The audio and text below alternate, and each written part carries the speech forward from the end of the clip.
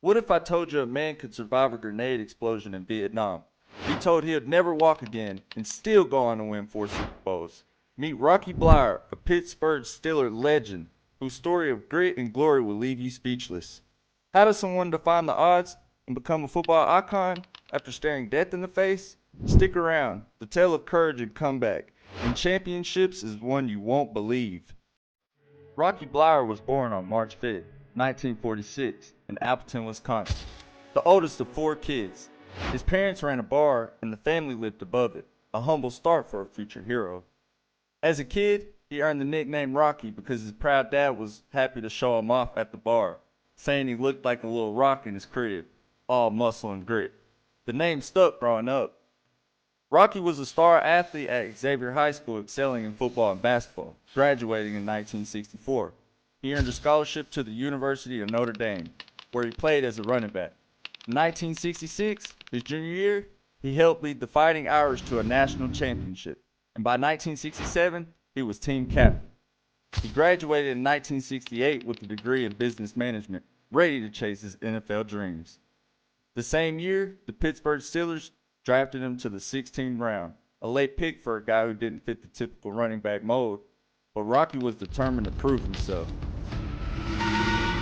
Rocky played just 10 games in his 1968 rookie season with the Steelers, before life threw him a curveball. In December 1968, he was drafted again, this time by the U.S. Army. By May 1969, he was shipped to Vietnam, serving with the 196th Light Infantry Brigade. On August 20th, 1969, while on patrol in Heat Duke, Rocky's platoon was ambushed in Rice Paddy. An enemy bullet tore through his left thigh, and as he hit the ground, a grenade exploded nearby, sending metal into his right leg and foot. Over 100 pieces of metal were removed during surgery. He was awarded a Bronze Star and a Purple Heart for his service, but the damages were devastating. Doctors in Tokyo Hospital told him he'll never be able to play football again. Heck, he might not even be able to walk again without pain. Rocky's down to 180 pounds, barely mobile, got a postcard from the Steelers owner, Art Rooney, that read, "Rock, the team's not doing well. We need you." That note lit fire in him. In 1970, still suffering from his wounds, he reported to the Steelers training camp. The team placed him on injured reserve but paid his salary, a rare move that brought him time to heal. Rocky wasn't about to quit. Starting in 1971, he returned to the Steelers, playing on the special teams while fighting through major pain. He was waived twice over the next few years, but he refused to give up, training 5 to 6 hours a day to rebuild his body.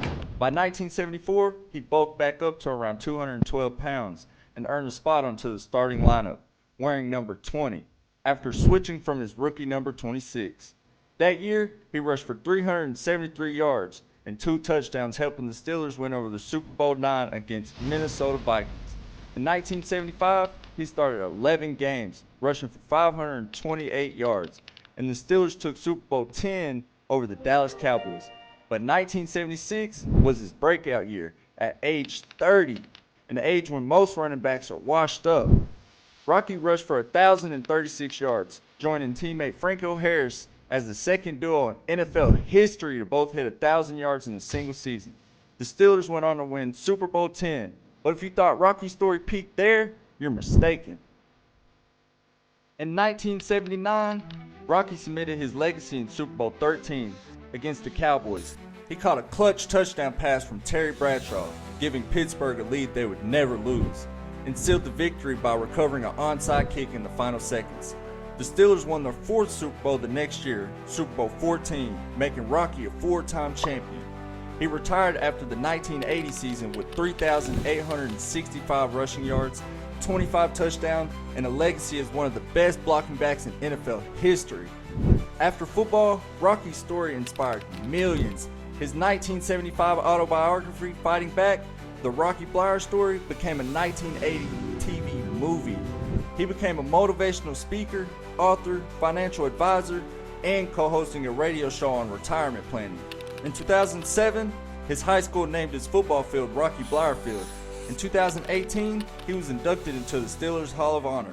Today, at 79 years old, Rocky continues to support veterans, causes, donating proceeds from his book organizations like Guardian Angel Service Dogs. So, what does it take to go from a war-torn battlefield to NFL glory? Rocky Bleier showed us unyielding determination, a refusal to quit, and a heart bigger than any obstacle. But his story leaves a question. How many of us would have the courage to fight back like he did?